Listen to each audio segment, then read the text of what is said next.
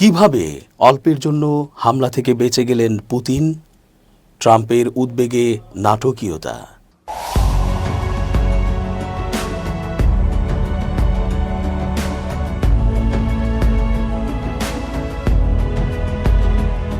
আসসালামু আলাইকুম প্রিয় দর্শক, আমন্ত্রণ আজকের আলোচনায়। চেঞ্জ টিভির আন্তর্জাতিক চোখ অনুষ্ঠানে এস.জি. রতন স্বাগত জানাচ্ছি। সমালোচকদের একটা অংশ জানাচ্ছেন এটা একটা নাটক, সাজানো নাটক। এই নাটকের মধ্য দিয়ে নানা স্বার্থ হাসিল করার দুরভিসন্ধি আছে। তবে যা ঘটেছে পুতিনের সাথে তা নিয়ে নানা মহলে চুলচেরা বিশ্লেষণ চলছে। বলা হচ্ছে অল্পের জন্য বেঁচে গেছেন পুতিন, না হলে যে কোনো ধরনের মারাত্মক পরিস্থিতি হতে পারত। পুতিনকে দুনিয়া থেকে সরিয়ে দিতে পারলেই পশ্চিমাদের মনে স্বস্তি আসে। তারা তখন নিজেদের পছন্দের শাসক বসিয়ে রাশিয়ার ওপর ছড়ি ঘোরাতে পারবে। ইউক্রেন রাশিয়া যুদ্ধ তখন শেষ হয়ে যাবে। আরও নানা ফ্রন্টে যে শক্তি বৃদ্ধি পাবার আশঙ্কা ছিল তাও স্তিমিত হয়ে আসবে। টাটকা খবর, রাশিয়ার প্রেসিডেন্ট ভ্লাদিমির পুতিনের বাসভবনে ইউক্রেনীয় ড্রোনের কথিত হামলার একটি ভিডিও প্রকাশ করেছে মস্কো। জানিয়ে আন্তর্জাতিক মহলে শোরগোল শুরু হয়েছে। রাশিয়ার প্রতিরক্ষা মন্ত্রণালয় দাবি করেছে ইউক্রেন অত্যন্ত পরিকল্পিতভাবে এই হামলা চালিয়েছিল, কিন্তু রুশ প্রতিরক্ষা ব্যবস্থা তা সফলভাবে রুখে দিয়েছে। তবে এই ভিডিওর সত্যতা নিয়ে বড় ধরনের প্রশ্ন উঠেছে, কারণ কিয়েভ শুরু থেকেই এই অভিযোগ অস্বীকার করে আসছে। রুশ সামরিক বাহিনীর পক্ষ থেকে মেজর জেনারেল আলেকজান্ডার রোমানেনকভ জানিয়েছেন, ইউক্রেনের সুমি ও চেরনিহিভ অঞ্চল থেকে মোট 91টি ড্রোন উৎক্ষেপণ করা হয়েছিল। নভগোরোড অঞ্চলের লেক ভালদাইয়ের কাছে অবস্থিত পুতিনের বাসভবনটি লক্ষ্য করে এই অভিযান চালানো হয়। প্রকাশিত ফুটেজে দেখা গেছে রুশ সেনারা একটি ভূপাতিত ইউক্রেনীয় ড্রোনের ধ্বংসাবশেষের পাশে দাঁড়িয়ে আছেন, যাতে প্রায় 6 কেজি বিস্ফোরক ছিল বলে দাবি করা হয়েছে। মস্কোর মতে এটি রাশিয়ার প্রেসিডেন্টের ওপর সরাসরি হামলার একটি সুপরিকল্পিত চেষ্টা ছিল। অন্যদিকে ইউক্রেন এই ঘটনাকে রাশিয়ার সাজানো নাটক বলে অভিহিত করেছে।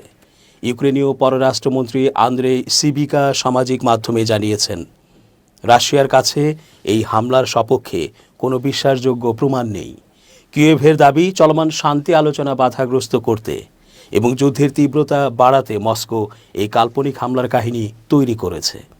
এমনকি মার্কিন গোয়েন্দা সংস্থা CIA এর প্রাথমিক মূল্যায়নেও জানানো হয়েছে যে পুতিন বা তার বাসভবনকে লক্ষ্য করে ইউক্রেন কোনো হামলার চেষ্টা চালায়নি। যুক্তরাষ্ট্র মনে করে ইউক্রেন ওই অঞ্চলে একটি সামরিক লক্ষ্যবস্তুতে হামলার পরিকল্পনা করেছিল ঠিকই, কিন্তু সেটি পুতিনের বাসভবনের কাছে ছিল না। এই ঘটনায় গভীর উদ্বেগ প্রকাশ করেছেন ভারতের প্রধানমন্ত্রী নরেন্দ্র মোদী।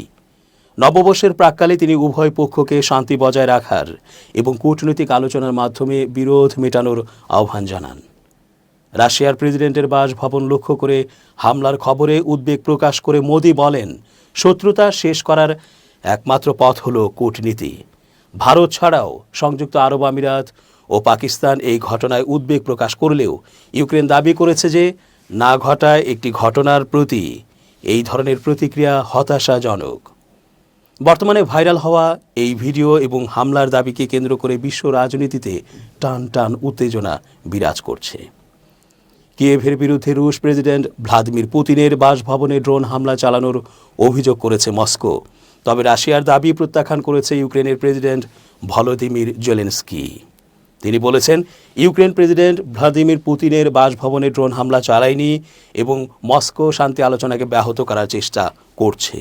এক প্রতিবেদনে বিবিসি বলছে, রুশ পররাষ্ট্রমন্ত্রী সের্গেই ল্যাভরভ দাবি করেছেন, কিয়েভ রাশিয়ার উত্তর পশ্চিম নভগোরোদ অঞ্চলে পুতিনের রাষ্ট্রীয় বাসভবনে 91টি ড্রোন দিয়ে হামলা চালিয়েছে। রাশিয়া জানিয়েছে তারা এখন শান্তি আলোচনায় তাদের অবস্থান পর্যালোচনা করবে। তবে ওই হামলার সময় পুতিন কোথায় ছিলেন তা এখনও স্পষ্ট নয়। জেলেনস্কি এই দাবিকে রাশিয়ার মিথ্যাচার বলে উড়িয়ে দিয়েছেন। তার দাবি, ইউক্রেনের উপর ক্রেমলিনের আক্রমণ চালিয়ে যাওয়ার অজুহাত দেওয়ার জন্যই এসব অভিযোগ আনা হয়েছে। তিনি বলেন, রাশিয়া এর আগে কিয়েভের সরকারি ভবনগুলোকে লক্ষ্যবস্তুতে পরিণত করেছিল। জেলেনস্কি এক্সে এক পোস্টে বলেন, এটা অত্যন্ত গুরুত্বপূর্ণ যে বিশ্ব এখন চুপ করে থাকবে না। আমরা রাশিয়াকে স্থায়ী শান্তি অর্জনের কাজকে দুর্বল করার অনুমতি দিতে পারি না। সোমবার টেলিগ্রামে শেয়ার করা এক বিবৃতিতে ল্যাভরভ বলেছেন, পুতিনের বাসভবনে যে 91টি ড্রোন ছোঁড়া হয়েছিল তার সবগুলোই রাশিয়ার বিমান প্রতিরক্ষা ব্যবস্থা দ্বারা আটকানো এবং ধ্বংস করা হয়েছে। তিনি আরও বলেন, হামলার ফলে হতাহত বা ক্ষয়ক্ষতির কোনো খবর পাওয়া যায়নি। রাশিয়ার সংবাদ সংস্থা তাস জানিয়েছে, রাশিয়ার আমেরিকার সাথে আলোচনার প্রক্রিয়া থেকে বেরিয়ে আসার কোনো ইচ্ছা নেই। রাশিয়ার প্রেসিডেন্ট ভ্লাদিমির পুতিনের সরকারি বাসভবনে ড্রোন হামলার ঘটনায় অত্যন্ত ক্ষুব্ধ হয়েছেন মার্কিন প্রেসিডেন্ট ডোনাল্ড ট্রাম্প। এই হামলা খুবই সংবেদনশীল সময়ে ঘটেছে বলেও মন্তব্য করেছেন তিনি। সোমবার রাশিয়ার উত্তর পশ্চিমাঞ্চলীয় প্রদেশ নভগোরোদে প্রেসিডেন্ট পুতিনের সরকারি বাসভবনে ড্রোন হামলা ঘটে। এক বিবৃতিতে রাশিয়ার পররাষ্ট্রমন্ত্রী সের্গেই ল্যাভরভ জানিয়েছেন, সোমবার পুতিনের বাসভবন লক্ষ্য করে 91টি বিস্ফোরকবাহী ড্রোন নিক্ষেপ করেছে ইউক্রেনীয় বাহিনী।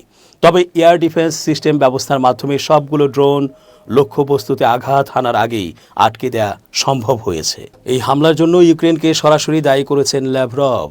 যুক্তরাষ্ট্রের মধ্যস্থতায় চলমান শান্তি সংলাপে নিজেদের অবস্থান মস্কো পুনর্বিবেচনা করবে বলে হুঁশিয়ারিও দিয়েছেন তিনি। তবে ইউক্রেনের প্রেসিডেন্ট এই অভিযোগ প্রত্যাখ্যান করে পাল্টা বলেছেন, শান্তি সংলাপকে বাধাগ্রস্ত করার জন্য এই হামলা রাশিয়া নিজেই চালিয়েছে। এদিকে যখন এই হামলা ঘটে সে সময় ফ্লোরিডা অঙ্গরাজ্যের পাম বিচ শহরে নিজের ব্যক্তিগত বিলাসবহুল প্রাসাদ মার আ লাগোতে ইসরায়েলের প্রধানমন্ত্রী বেনিয়ামিন নেতানিয়াহুর সঙ্গে বৈঠক করছিলেন প্রেসিডেন্ট ট্রাম্প। বৈঠকের পর সংবাদ সম্মেলনে সাংবাদিকদের প্রশ্নের উত্তরে তিনি বলেন, আজ রুশ স্থানীয় সময় ভোরে প্রেসিডেন্ট পুতিন আমাকে জানিয়েছেন হামলার এই ঘটনা। এটা খুবই খারাপ হয়েছে এবং আমি অত্যন্ত ক্ষুব্ধ। খুব সংবেদনশীল সময়ে এই হামলা ঘটেছে। হামলার জন্য পরোক্ষভাবে ইউক্রেনকে দায়ী করে কড়া বার্তাও দিয়েছেন ট্রাম্প। তিনি বলেছেন, টমাহকের ব্যাপারটা ভুলবেন না, কিন্তু আমি টমাহক থামিয়েছি। আমি এটা চাইনি। প্রসঙ্গত, এর আগে ইউক্রেন বেশ কয়েকবার যুক্তরাষ্ট্রের কাছে টমাহক ক্ষেপণাস্ত্র প্রদানের অনুরোধ জানিয়েছিল, কিন্তু ট্রাম্প তাতে সাড়া দেননি। সোমবারের হামলার পরপরই রাশিয়ার প্রেসিডেন্টের দপ্তর ক্রেমলিন থেকে হোয়াইট হাউসে যোগাযোগ করা হয়েছিল। হামলার খবর ট্রাম্পকে জানিয়েছেন পুতিনের পররাষ্ট্র নীতি বিষয়ক উপদেষ্টা ইউরি উশাকভ। পরে সাংবাদিকদের উশাকভ বলেছেন, পুতিনের বাসভবনে হামলার খবর শুনে হতবাক হয়ে গিয়েছিলেন ট্রাম্প। তাৎক্ষণিক এক প্রতিক্রিয়ায় তিনি বলেছেন, ঈশ্বরকে ধন্যবাদ যে আমরা অর্থাৎ ইউক্রেনকে টমাহক দেইনি। রাশিয়ার প্রেসিডেন্ট ভ্লাদিমির পুতিন বলেছেন, ইউক্রেন যুদ্ধের পর আর কোনো যুদ্ধ হবে না যদি পশ্চিমা দেশগুলো রাশিয়াকে সম্মান করে এবং দেশটির নিরাপত্তাগত স্বার্থকে গুরুত্ব দেয়।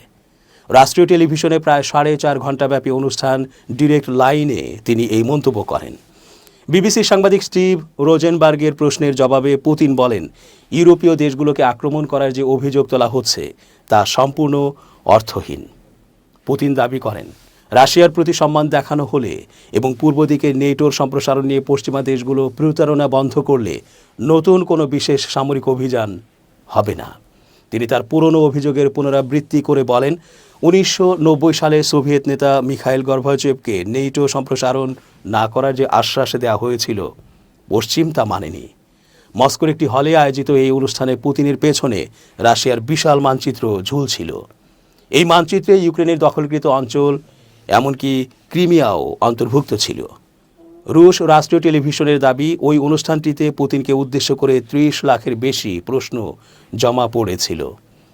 ইউক্রেন যুদ্ধের বিষয়ে পুতিন বলেন, তিনি শান্তিপূর্ণভাবে যুদ্ধ শেষ করতে প্রস্তুত, তবে কোনো ধরনের আপোষের ইঙ্গিত দেননি।